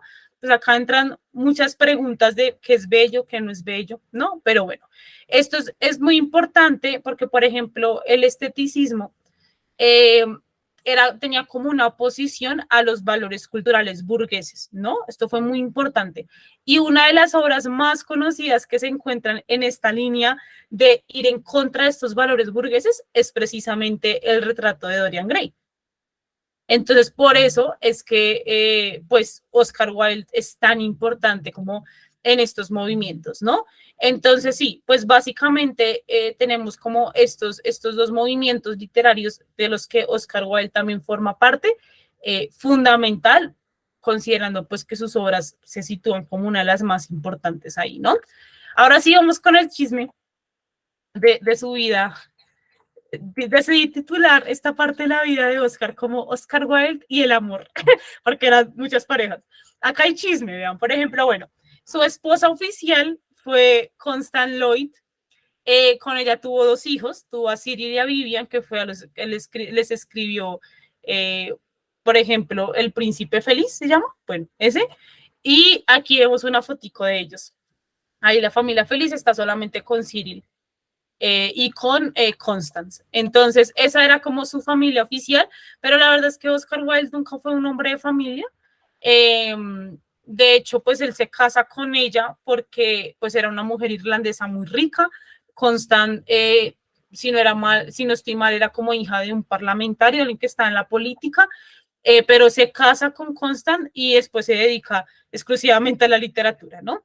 Entonces, como ya cumplí con esta parte como para la sociedad, pero pues realmente no es como que haya sido ese esposo y ese padre, pues ejemplar, ¿no? Por otro lado, tenemos este chisme, porque él se enamora perdidamente, además, ¿no? De Florence Balcombe, que finalmente se comprometió con Bram Stoker, el autor de Drácula, ¿no? Entonces, él estaba tragadísimo de Florence. O sea, era como, te necesito para vivir, y ella no, quiero a Stoker, ¿no? Y pues ahí, cuando Wilde se entera de que estos dos se comprometieron, pues él se fue a Irlanda, se fue en 1878 y solamente regresó en 2 ocasiones. Entonces quedó marcado profundamente por este rechazo, y además, pues es muy chistoso cómo se comienzan a unir la vida de los escritores también, ¿no? Porque es como que Bram Stoker, Drácula, Oscar Wilde, el retrato de Dorian Gray, luchando por la misma mujer, ¿no? Es como muy chistoso también, pero bueno. Y la relación que finalmente lo llevaría al pozo más profundo y al desprestigio, porque como les digo, Oscar era muy querido, ¿no? Por su talento literario, pero también por su carisma y todo esto. Y bueno, él conoce a Lord Alfred Douglas, tiene una relación pues amorosa, homosexual en este tiempo, ¿no? Que ya sabemos lo que implicaba. Acá hay muchas cosas graves. La primera es que él mantenía 20 años y él tenía como 35. O sea, la diferencia de edad era bastante, que sé que en esta época es como que, ¿no? Como que el tema de la edad y así, a mí me parece muchísimo, es como pues era un pelado. Y él era rico, ¿no? Pues tenía una muy buena posición social y así. Sin embargo, bueno, él de hecho, el Alfred era hijo del marqués de Kingsbury. El marqués se da cuenta de que estos dos están pasando mucho tiempo juntos, su relación era una relación como que propiciaba mucho como el desenfreno. De hecho, hay muchos casos y muchos testimonios de que ellos se iban como a los barrios bajos a conseguir prostitutos y, ¿saben? Como exploración, pues, de la sexualidad al máximo y, ¿saben? Seguir como con todo esto, como en búsqueda de más emociones, y lo hacían, pues, los dos. Entonces ya, pues, era una vida como súper desenfrenada, ¿no? Porque ante cara de la sociedad, pues, excelente escritor, casado con Constance, ¿no? O sea, es como que estás casado, ¿no? Independientemente de cualquier cosa. Pero, pues, y Alfred también, de hecho, él después tuvo varias cositas ahí con temas de racismo. Él de hecho tuvo una pelea con Churchill, el de Inglaterra, ¿no?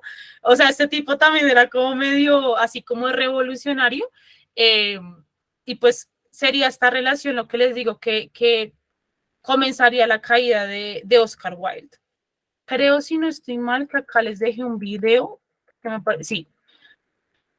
Entonces les voy a reproducir este. Dura un montón, se los voy a mandar porque además está buenísimo, pero vamos a dejar solamente la partecita donde ya narra la ruina. Yo además pongo ahí, llegó la ruina, ¿no? Porque es que sí, o sea, fue grave lo que le pasó.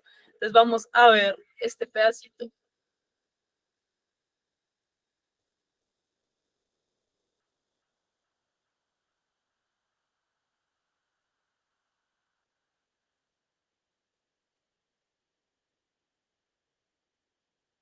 Nota lo acusaba de sodomita, con falta de ortografía incluida, ya que había escrito sondomita. Animado por Bousey, el irlandés denunció al marqués por calumniarle. Fue el peor error de su vida. Se celebraron 3 juicios que tuvieron lugar en los famosos tribunales de Londres de Old Bailey y que estuvieron rodeados de un gran escándalo social, con la prensa haciéndose eco de los detalles. Y no solo en Inglaterra, hasta en Nueva York informaron de ello. En el primer juicio, Wilde fue el denunciante, pero al ver cómo se estaba desarrollando el proceso, su abogado le recomendó desistir de la demanda. Y es que para atacarle, la defensa del marqués usaba el contenido supuestamente inmoral de algunos de los libros de Wilde, como el retrato de Dorian Gray, y, aún más grave, llevó como testigos a muchachos de los bajos fondos con los que Wilde había tenido relación.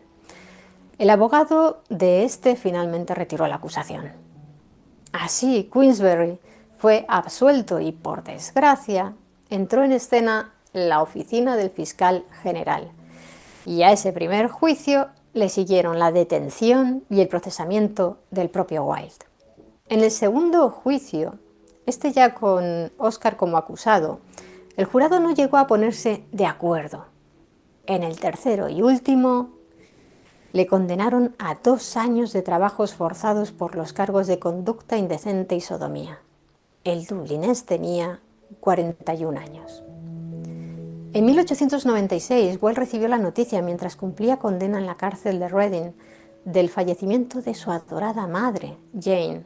Se lo contó en persona su esposa, Constance. Asimismo, le informaron de que se había estrenado en Francia con gran éxito su obra de teatro Salomé, que estaba prohibida en Inglaterra. Fue protagonizada por Sarah Bernhardt. Un año después, en el 97, por fin lo pusieron en libertad. Antes de entrar en prisión, se encontraba en la cima de su carrera. Tenía dinero, con una doble vida social muy intensa, aclamado por el público. Cuando salió de la cárcel, no tenía nada, ni propiedades. Estaba arruinado, los acreedores se lo habían llevado todo porque la condena de Wilde provocó que los teatros dejaran de representar sus obras y las deudas del irlandés se hicieron insostenibles. Ni al público que tanto lo había adorado, ni siquiera a su familia. Los juicios, la condena y su encarcelamiento afectaron mucho a su esposa Constance, que, aconsejada por su familia y amigos, se fue a vivir a Suiza y cambió su apellido y el de sus 2 hijos a Holland. Aún así, ella en realidad lo perdonó, pero los que la rodeaban se oponían a cualquier reconciliación entre la pareja. Wilde no volvió a ver a sus hijos y además el deterioro físico y moral del dublinés era evidente. Abandonado por casi todos, el mismo día de su liberación se marchó a vivir a Francia, a un pequeño pueblo llamado Bernval. Allí se hacía llamar Sebastian Melmoth, con la intención de pasar desapercibido. Fue en este lugar donde escribió el poema La balada de la cárcel de Reading. Algunos amigos lo visitaron en Francia. Supongo que os estaréis preguntando qué fue de Bousey. Wilde le había escrito una larga carta que vería la luz años después, en 1905, con el título de De Profundis, en la que el irlandés desnudaba su alma, hablaba de su historia y lo hacía desde el dolor y la autocrítica. Cuando abandonó la cárcel lo hizo con el firme propósito de no volver con el joven noble, pero este le escribía a menudo insistiendo en que viajara a Nápoles para que pudieran reunirse de nuevo. ¿Qué respondió Wilde? En la biografía Vida y confesiones de Oscar Wilde, de su amigo Frank Harris, Este reproduce las palabras que el dramaturgo le dijo a él mismo. ¿Quién podría resistir todo? Yo no podía, Frank. Estaba tan solo y odiaba la soledad. Resistí tanto como pude, pero cuando llegó el frío octubre y Bosie vino a buscarme, dejé de luchar y cedí. El reencuentro no salió bien. Algunas fuentes señalan que la presión de sus familias, que amenazaban con retirarles la ayuda económica que recibían, fue la que hizo que rompieran definitivamente su relación. Pero en una carta escrita a su amigo Robert Ross, Wilde le contó que Bosie le había ofrecido su amor y le había prometido que nunca le faltaría de nada. Sin embargo, cuando se reencontraron en Italia, Lord Alfred no tenía ni dinero ni planes. Su única idea, explicaba el dublinés, era que yo debía reunir todo el dinero para los dos. Lo hice hasta el límite de 120 libras. De esto vivía Bosie, cuenta Wilde, bastante feliz. Cuando se trataba de poner su parte, se volvía tremendamente cruel y mezquino. Cuando cesó mi asignación, se fue. Se fue y terminó casado 2 años después de la muerte de su amante, con una poetisa de familia rica. Con ella tuvo un hijo. Curiosamente, Lord Alfred, que tuvo una vida con muchos juicios, como acusador y como acusado, se enfrentó en uno a Winston Churchill en 1923. El tribunal halló culpable de difamación a Bosie y terminó pasando 6 meses en la cárcel. En cuanto a Wilde, no volvió a escribir más. Siguió recibiendo fondos de su mujer, una pensión anual, pero cuando ésta murió en 1898 a los 39 años, víctima de la negligencia de un cirujano genovés que le operó el útero, el dramaturgo se vio obligado a pedir ayuda económica a sus amistades. Estos últimos años, Wilde vivió en París. Se instaló allí en 1899, en un modesto hotel en la calle de Beaux-Arts, aunque también pasó breves temporadas en el sur de Francia, Suiza e Italia. Ese año falleció su hermano Willy con solo 46 años de una enfermedad hepática. Como curiosidad, Willy estuvo casado con Vamos a dejarla ahí. Las veo con cara así de tensión. Les va a pasar el video para que se lo terminen de ver. Pero vamos a dejar por ahí, por ahora ahí, para pasar pues con los últimos días de Oscar Wilde. ¿Qué tal eso, no? O sea, un amor tormentoso. A mí me da una rabia porque es como, o sea, es Oscar el que se pone a demandar al otro y termina encarcelado él. No, o sea, francamente, qué locura. Pero es que acá algo muy importante es que el man era rico. Entonces aquí vemos pues el amor, ¿no? Entonces, bueno.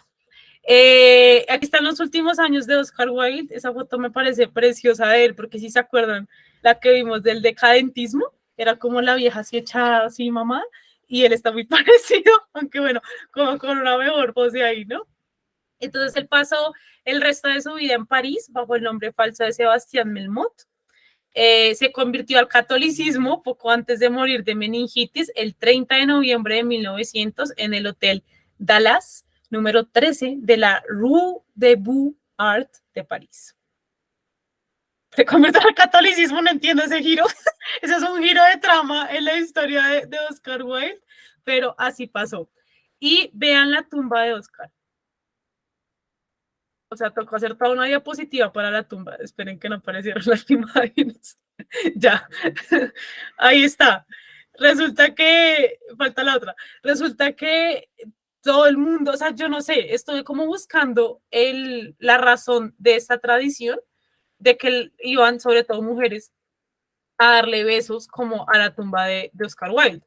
Y una de las razones es porque Oscar tenía una frase como sobre eso, como que un beso o algo, entonces la gente iba y le daba besos. Pero otros decían que era, o sea, no sé por qué, o sea, como que alguien dejó un beso ahí plasmado en la tumba de Oscar Wilde y terminó así, al punto de que tuvieron que reconstruirla, o sea, como cerrarla, pues, porque ya como que los químicos del labial estaban como dañando pues la piedra, o sea, de la cantidad de besos que habían, ¿no? Decían que además eso traía fertilidad, ¿no? Pero es que yo no entiendo la relación porque es que a Oscar Wilde le fue mal en el amor, o sea, no entiendo, francamente, la relación entre darle un beso a la tumba de él y el amor. O sea, que les vaya bien, debería ser todo lo contrario. Pero bueno, la gente lo seguía haciendo, no sé por qué no apareció acá la otra imagen, esperen a ver si, porque acá les tengo como está ahorita, pero bueno, ahorita se las mando hacia algo al Telegram, y pues terminamos con esta frase, si no están saliendo esperen un momento, porque aquí también hay una imagen. Bueno. Pero ¿qué tal ustedes le darían un beso a una tumba? ¡Qué miedo! O sea, también es como... Cami dice que no, ni siquiera para encontrar el amor verdadero. No, No ni voy sabía a los tanto de cementerios Oscar. porque no me gusta.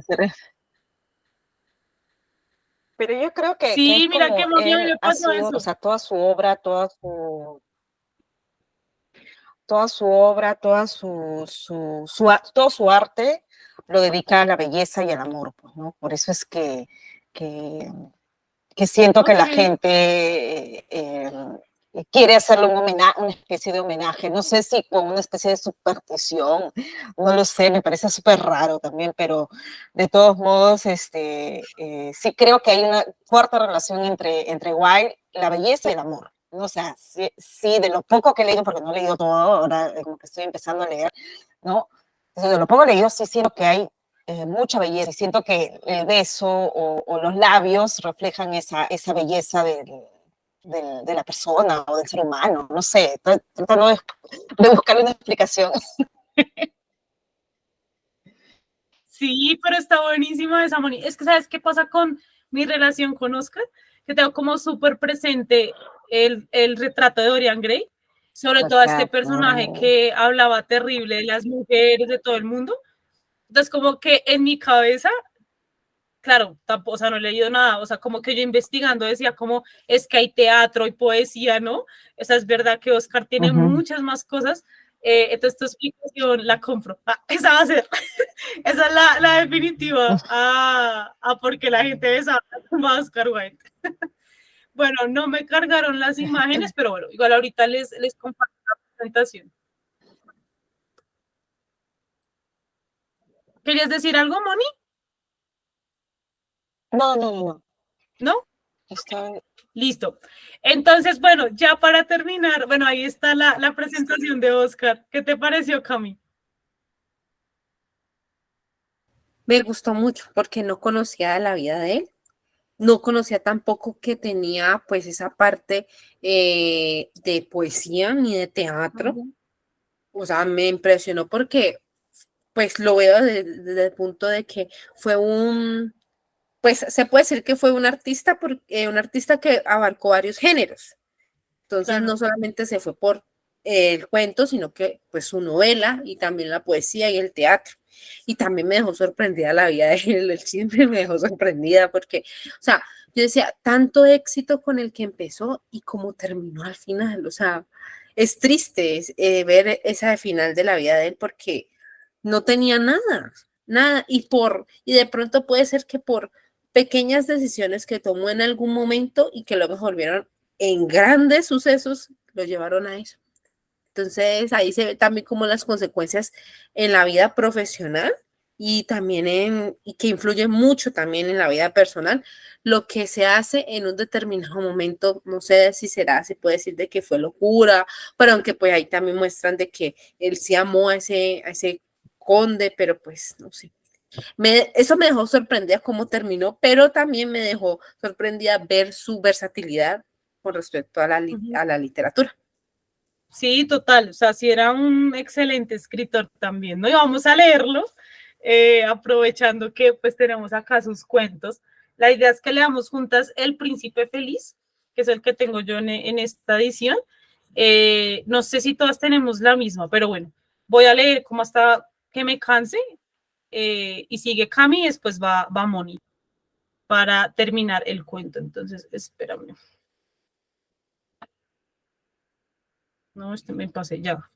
Según mi edición son 32, no.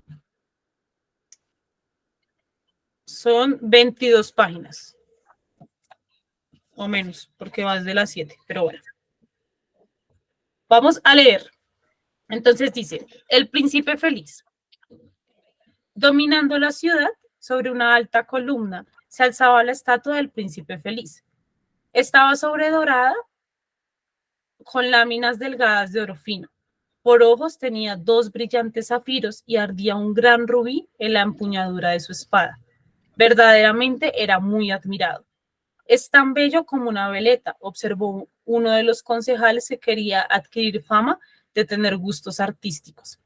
Solo que no es tan útil, añadió, temiendo que la gente fuera a pensar que carecía de sentido práctico, lo que en realidad no era el caso.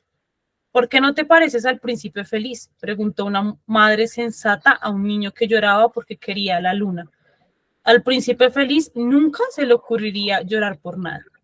Me alegro de que haya alguien en el mundo que sea completamente feliz, murmuró un hombre desengañado mientras contemplaba la maravillosa estatua. Parece un ángel, dijeron los niños del hospicio cuando salían de la catedral con sus capas de brillante color escarlata y sus limpios delantales blancos. ¿Cómo lo sabéis?, preguntó el profesor de matemáticas. Nunca habéis visto a ninguno. Ah, pero lo hemos visto en sueños, replicaron los niños. Y el profesor de matemáticas frunció el ceño y tomó un aspecto severo, pues no aprobaba que los niños soñaran. Una noche, una pequeña golondrina pasó volando por encima de la ciudad. Sus amigas se habían ido a Egipto 6 semanas antes, pero ella se había quedado rezagada, pues estaba enamorada del junco. Aquí dice que Oscar Wilde daba a la golondrina género masculino y al junco o caña femenino. Es un pájaro. Bueno, perdón. Pues estaba enamorada del junco más hermoso. Lo había conocido al comienzo de la primavera, cuando volaba río abajo persiguiendo a una gran polilla de color amarillo, y le había traído tanto el talle esbelto del junco que se había detenido a hablarle. ¿Te parece bien que te ame?, dijo la golondrina, a quien le gustaba ir directamente al asunto. Y el junco le hizo una profunda reverencia, así que voló y voló a su alrededor, rozando el agua con las alas y haciendo ondulaciones de plata. Este fue su noviazgo y duró todo el verano. Es un cariño ridículo, jorjeaban las otras golondrinas. No tiene dinero y tiene demasiados parientes. Y en verdad el río estaba completamente lleno de juncos. Luego, cuando llegó el otoño, todas se fueron volando. Después de su marcha se sintió sola y empezó a casarse de su amado. No tiene conversación, se dijo, y me temo que es casquivano, pues está siempre coqueteando con la brisa. Y ciertamente, siempre que soplaba la brisa, le hacía al junco las más graciosas reverencias. Tengo que admitir que es hogareño, seguía diciéndose la golondrina, pero a mí me gusta viajar y a mi marido, por consiguiente, también debería gustarle. ¿Quieres venirte conmigo?, le dijo finalmente, pero el junco negó con la cabeza, pues estaba muy apegado a su hogar. Has estado jugando con mis sentimientos, gritó la golondrina. Me voy a las pirámides, adiós, y se marchó volando. Voló durante todo el día y cuando era de noche llegó a la ciudad. ¿Dónde me albergaré?, se dijo. Espero que la ciudad haya hecho los preparativos. Entonces vio la estatua sobre su elevada columna. Me alojaré ahí, exclamó. Tiene una hermosa situación con abundante aire fresco. Así que se posó justamente entre los pies del príncipe feliz. Tengo un dormitorio de oro, dijo bajito para sí, mirando en torno suyo, y se dispuso a dormir. Pero precisamente cuando estaba metiendo la cabeza debajo del ala, cayó sobre ella una gota de agua. ¡Qué cosa tan curiosa!, exclamó. No hay una sola nube en el cielo, las estrellas están claras y brillantes, y sin embargo está lloviendo. El clima del norte de Europa es realmente terrible. Al junco solía gustarle la lluvia, pero era meramente por egoísmo. Entonces cayó otra gota. ¿Para qué sirve una estatua si no te puede resguardar de la lluvia?, dijo. Tengo que buscar una buena chimenea, y decidió marcharse. Pero antes de abrir las alas le cayó una tercera gota. Miró hacia arriba y vio, ¿qué estaba viendo? Los ojos del príncipe feliz estaban llenos de lágrimas y las lágrimas rodaban por sus doradas mejillas. Su rostro era tan hermoso a la luz de la luna que la pequeña golondrina se llenó de compasión. ¿Quién eres? Soy el príncipe feliz. Entonces, ¿por qué estás llorando? Preguntó la golondrina. Me has dejado empapada.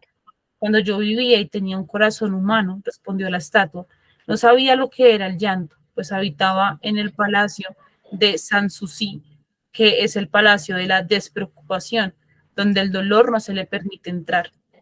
De día jugaba con mis compañeros en el jardín y por la tarde dirigía la danza en el gran salón. Rodeando el jardín había un muro muy alto, pero nunca me cuidé de inquirir qué había más allá. Tan hermoso era todo en torno mío. Mis cortesanos me llamaban el príncipe feliz y feliz era, en verdad, si el placer fuera la felicidad. Así viví y así me llegó la muerte. Y ahora que estoy muerto, me han puesto aquí tan alto que puedo ver toda la fealdad y toda la miseria de mi ciudad. Y aunque mi corazón sea de plomo, no puedo por menos de llorar. ¿Cómo? ¿No es de oro macizo? Se dijo la golondrina hablando para sí, pues era demasiado educada para hacer observaciones personales en voz alta. Allá lejos, continuó la estatua en tono bajo y musical, allá lejos es una callejuela. En una callejuela hay una casa pobre. Una de las ventanas está abierta y a través de ella puedo ver a una mujer sentada ante una mesa. Tiene la cara delgada y demacrada y las manos ásperas y enrojecidas, completamente picoteadas por la aguja, pues es costurera. Está bordando pasionarias en un vestido de raso para que la más bella de las damas de honor de la reina lo lleve en el próximo baile de la corte. Es un hecho. En un rincón de la habitación, su niño en un lecho, en un rincón de la habitación, su niño yace enfermo. Tiene fiebre y está pidiendo naranjas. Su madre no tiene nada que darle más que agua del río, así que el pequeño está llorando. Golondrina, golondrina, pequeña golondrina, ¿no puedes llevarle el rubí de la empuñadura de mi espada? Mis pies están tan sujetos a este pedestal que no puedo moverme. No sé, Cami, si quieras continuar. No es la misma versión, hay cambios, pero me esperan ya en Egipto, respondió la golondrina. Mis compañeras vuelan de arriba abajo sobre el Nilo y conversan con los esbeltos lotos. Pronto irán a dormir a la tumba del gran rey, que yace allí en su féretro de madera, vendado con un lienzo amarillo y embalsamado con sustancias aromáticas. Lleva un collar de jade verde pálido en torno al cuello y sus manos parecen hojas secas. Golondrina, golondrina, golondrinita, repitió el príncipe, ¿no querrás quedarte conmigo una noche y ser mi mensajera? ¿Tiene tanta sed el niño y está tan triste la madre? No me agradan mucho los niños, contestó la golondrina. El pasado invierno, cuando vivía yo en la orilla del río, 2 chicos maleducados, hijos del molinero, siempre me tiraban piedras. No me alcanzaban porque nosotras las golondrinas volamos muy bien y además pertenezco a una familia famosa por su agilidad, pero a pesar de todo era una falta de consideración. Mas la mirada del príncipe feliz era tan triste que la golondrinita se sintió conmovida. Mucho frío hace aquí, le dijo, pero me quedaré una noche acompañándoos y llevaré vuestro mensaje. Gracias, golondrinita, respondió el príncipe. Y entonces la golondrina arrancó el soberbio rubí de la espada del príncipe y sosteniéndolo en su pico voló sobre los tejados. Pasó por encima de la torre de la catedral en la que había esculpido unos ángeles de mármol blanco. Cruzó sobre el palacio real y llegaron hasta ella las músicas del baile. Una linda muchacha se asomó en un balcón con su prometida. Qué hermosas son las estrellas y qué maravillosa es la fuerza del amor, le dijo a él. Quisiera tener mi vestido para el baile de la corte, replicó ella. He mandado a bordar en él unas pasionarias, pero son tan holgazanas las costureras. Voló sobre el río y vio los fanales colgados en las puntas de los mástiles de las embarcaciones. Pasó sobre el gueto y vio allí a los viejos judíos comerciando entre ellos y pesando monedas en balanzas de metal. Llegó por fin a la pobre vivienda y miró hacia adentro. El niño se removía de fiebre en su camastro y la madre se había quedado dormida de fatiga. La golondrina penetró en la habitación y dejó el gran rubí sobre la mesa al lado del dedal de la costurera. Luego revoloteó sin armar ruido alrededor del lecho, abanicando con sus alas la carita del niño. «Qué frescor más dulce siento», murmuró el niño. «Debo de estar mejor». Y se quedó dormido deliciosamente tranquilo. Entonces la golondrina voló deprisa hacia el príncipe feliz y le contó lo que había dicho. «Qué raro», observó ella, «ahora siento calor a pesar del frío que hace». «Eso es porque has hecho una buena acción», dijo el príncipe, y la golondrinita se puso a meditar sobre aquello y se quedó dormida. Cuantas veces se ponía a meditar, se dormía. En cuanto amaneció,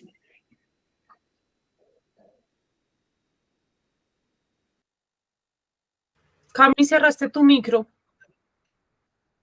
ay, qué pena. En ¿A cuanto dónde quedé? amaneció. En ¿Cómo? cuanto amaneció. Ah, bueno. En cuanto amaneció, emprendió el vuelo hacia Río y se dio un baño. «Notabilísimo fenómeno», exclamó el profesor de ornitología que cruzaba por el puente. «Una golondrina en esta época». Y escribió sobre ello un extenso artículo para un diario local. Todo el mundo lo citó, pues estaba plagado de palabras incomprensibles. «Esta noche partiré hacia Egipto», se decía la golondrina, y solo de pensarlo se ponía contentísima. Recorrió todos los monumentos públicos y estuvo descansando un buen rato sobre la aguja del campanario de la catedral. Y por todos los sitios donde pasaban los gorriones, piaban diciendo unos a otros: «¡Qué extranjera más distinguida!», lo cual la ahuecaba de satisfacción. En cuanto salió, la luna volvió a todo vuelo hacia el príncipe feliz. «¿Tenéis algún encargo para Egipto?», le chilló. «Hoy emprenderé la marcha». ¿Sigo o que siga Mónica? Me Si dice. quieres seguir, Moni. ¿Ya? Listo. Sí. Ya. Me marcho ahora mismo, ¿no? Golondrina, golondrina, pequeña golondrina, dijo el príncipe, ¿no quieres quedarte conmigo una noche más? Me esperan en Egipto, respondió la golondrina. Mañana mis amigas remontarán el río hasta la segunda catarata. El hipopótamo se acuesta allí entre las espadañas y el dios Memón ¿sí? está sentado en un gran trono de granito. Toda la noche observa las estrellas y cuando brilla el lucero del alba lanza un grito de alegría y luego vuelve a quedarse silencioso. A mediodía los rubios leones bajan a beber al borde del agua. Tienen los ojos como verdes berilos y su rugido es más sonoro que el estrépito de la catarata. Golondrina, golondrina, pequeña golondrina, dijo el príncipe, allá lejos, al otro lado de la ciudad. Veo un joven en una buhardilla. Está inclinado sobre una mesa cubierta de papeles y en un vaso a su lado hay un ramillete de violetas marchitas. Tiene el cabello castaño y rizado, los labios rojos como una granada y grandes ojos soñadores. Está intentando terminar una obra para el director del teatro, pero tiene demasiado frío para seguir escribiendo. No hay fuego en los yares y el hambre le ha debilitado. Me quedaré contigo una noche más, dijo la golondrina, que realmente tenía buen corazón. ¿Tengo que llevarle otro rubí? Ay, ya no tengo rubíes, dijo el príncipe. Todo lo que me queda son los ojos. Son zafiros excepcionales, traídos de la India hace 1000 años. Arranca uno de ellos y llévaselo. Se lo venderá al joyero y comprará alimentos y leña y terminará su obra. Querido príncipe, dijo la golondrina, no puedo hacer eso. Y se echó a llorar. Golondrina, golondrina, pequeña golondrina, dijo el príncipe, haz lo que te ordeno. Así es que la golondrina arrancó un ojo del príncipe y se fue volando a la buhardilla del estudiante. Fue muy fácil entrar, ya que había un boquete en el tejado. Se lanzó a través de él y entró en la habitación. El joven tenía la cabeza hundida entre las manos, así que no oyó el aleteo del pájaro. Y cuando alzó la mirada, encontró el hermoso zafiro sobre las violetas marchitas. «Están empezando a estimarme», exclamó. «Esto viene de algún ferviente admirador. Ya puedo terminar mi obra». Y parecía muy feliz. Al día siguiente, la golondrina bajó volando al puerto. Se posó sobre el mástil de un gran navío y estuvo observando cómo los marineros subían grandes cajones de la bodega tirando de cuerdas. «Ízalo», gritaban cuando subía cada cajón. «Me voy a Egipto», gritó la golondrina, pero nadie le prestaba atención. y cuando salió la luna volvió volando junto al príncipe feliz. He venido a decirte adiós, exclamó. Golondrina, golondrina, pequeña golondrina, dijo el príncipe, ¿no quieres quedarte conmigo una noche más? Es invierno, respondió la golondrina, y pronto estará aquí la fría nieve. En Egipto el sol es tibio sobre las palmeras verdes, y los cocodrilos yacen en el cielo mirando perezosamente en torno suyo. Mis compañeras están haciendo el nido sobre el tempo de Baalbek, y las tórtolas blancas y rosadas las observan y se arrullan. Querido príncipe, debo dejarte, pero nunca me olvidaré de ti. Y la próxima primavera te traeré a mi regreso 2 bellas joyas, a cambio de las que tú has dado. El rubí será más rojo que una rosa roja, y el zafiro será tan azul como el vasto mar. Abajo en la plaza, dijo el príncipe feliz, está una pequeña vendedora de cerillas. Se le han caído las cerillas al arroyo y se han estropeado todas. Su padre le pegará si no lleva dinero a casa y está llorando, va descalza, sin medias ni zapatos, y lleva la cabecita descubierta. Arráncame el otro ojo y dáselo, y así su padre no le pegará. Me quedaré contigo una noche más, dijo la golondrina, pero no puedo arrancarte el ojo, te quedarás completamente ciego. Golondrina, golondrina, pequeña golondrina, dijo el príncipe, haz lo que te ordeno. Así es que arrancó el otro ojo del príncipe y se lanzó de un vuelo llevándoselo. Descendió raudo ante la cerillera y le deslizó la joya en la palma de la mano. ¡Qué trocito de cristal tan hermoso!, exclamó la muchacha, y se fue a casa corriendo y riéndose. Entonces volvió la golondrina con el príncipe. Ahora estás ciego, dijo, así que me quedaré contigo para siempre. No, pequeña golondrina, dijo el pobre príncipe, debes irte a Egipto. Me quedaré siempre contigo, dijo la golondrina, y se durmió a los pies del príncipe. Todo el día siguiente estuvo posada en el hombro del príncipe contándole historias de lo que había visto en tierras extrañas. Le habló de los rojos ibis que están en largas hileras a las orillas del Nilo y pescan peces de oro con el pico. De la esfinge que es tan vieja como el mundo mismo y habita en el desierto y lo sabe todo. De los mercaderes que caminan lentamente al lado de sus camellos y llevan en las manos sartas de cuentas de ámbar.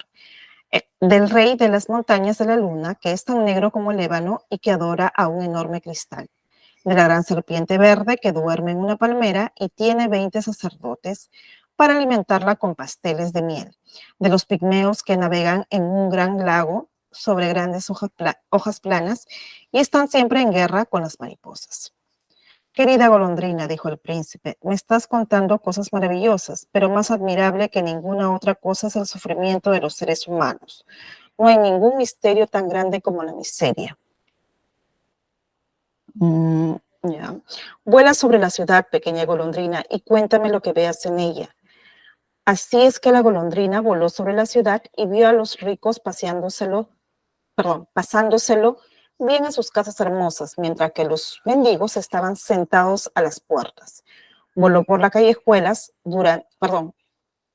oscuras y vio las caras pálidas de los niños hambrientos que miraban sin alegría alguna las calles negras. Bajo el arco de un puente, 2 niños estaban tumbados en brazos uno del otro intentando darse calor. «¿Qué hambre tenemos?», decía. «No podéis tumbaros aquí», gritó el vigilante. Y se fueron a vagar bajo la lluvia. Entonces volvió volando la golondrina y contó al príncipe lo que había visto. «Estoy recubierto de oro fino», dijo el príncipe. «Debes arrancarlo hoja por hoja y dárselo a mis pobres. Los que viven siempre creen que el oro puede hacerles felices». Hoja por hoja arrancó la golondrina el oro fino, hasta que el príncipe se volvió mate y gris. Hoja tras hoja llevó a los pobres el oro fino, y los rostros de los niños se volvieron más rosados, y reían y jugaban en la calle. «Ahora tenemos pan», gritaban. Luego llegó la nieve, y después de la nieve vino la helada. Las calles parecían de plata, de tan brillantes y relucientes que estaban. Largos carambanos, semejantes a dagas de cristal, pedían de los aleros de las casas. Todo el mundo iba cubierto de pieles, y los niños llevaban gorros escarlatas y patinaban sobre el hielo. La pobre golondrina tenía cada vez más frío, pero no quería abandonar al príncipe, de tanto como le amaba. Picoteaba las migas de la puerta de la panadería cuando no estaba mirando el panadero, y trataba de entrar en calor batiendo las alas. pero al fin supo que iba a morir. Solo le quedaban fuerzas para volar hasta el hombro del príncipe una vez más. Adiós, querido príncipe, musitó. ¿Me permites que te bese la mano? Me alegro que te vayas a Egipto por fin, pequeña golondrina, dijo el príncipe. Te has quedado aquí demasiado tiempo, pero debes besarme en los labios, pues te amo. No es Egipto a donde me voy, dijo la golondrina. Me voy a la casa de la muerte. La muerte es la hermana del sueño, ¿no es así? Y besó al príncipe feliz en los labios y cayó muerta a sus pies. En ese momento sonó un extraño crujido en el interior de la estatua, como si algo se hubiera roto dentro. Y en verdad, el corazón de plomo había estallado partiéndose en dos. Ciertamente era una helada terriblemente fuerte. Al día siguiente, muy de mañana, paseaba el alcalde por la plaza acompañado de los concejales. Al pasar junto a la columna, alzó los ojos hacia la estatua. «Válgame Dios, qué aspecto tan descuidado tiene el príncipe feliz», dijo. «Qué descuidado, efectivamente», exclamaron los concejales, que siempre estaban de acuerdo con el alcalde, y subieron a mirarlo. Se le había caído el rubí de la espada, le han desaparecido los ojos y ya no es de oro, dijo el alcalde. Realmente casi parece un mendigo. Casi parece un mendigo, dijeron los concejales. Y hasta un pájaro muerto a sus pies, continuó el alcalde. Ciertamente tenemos que promulgar un bando prohibiendo a los pájaros que mueran aquí. Y el secretario del ayuntamiento tomó nota de la propuesta. Así es que derribaron la estatua del príncipe feliz. Como ya no es hermoso, ha dejado de ser útil, dijo el profesor de arte de la universidad. Luego fundieron la estatua en un horno y el alcalde celebró una sesión de la corporación municipal para decidir qué iba a hacer con el metal. Debemos tener otra estatua, desde luego, dijo, y ha de ser una estatua mía. Mía, dijeron los concejales, y empezaron a discutir. La última vez que tuve noticias de ellos, estaban discutiendo todavía. «Qué cosa tan extraña», dijo el capataz de la fundición. «Este corazón roto de plomo no se funde en el horno, tenemos que tirarlo». Así que lo tiraron a un montón de basura donde estaba también la golondrina muerta.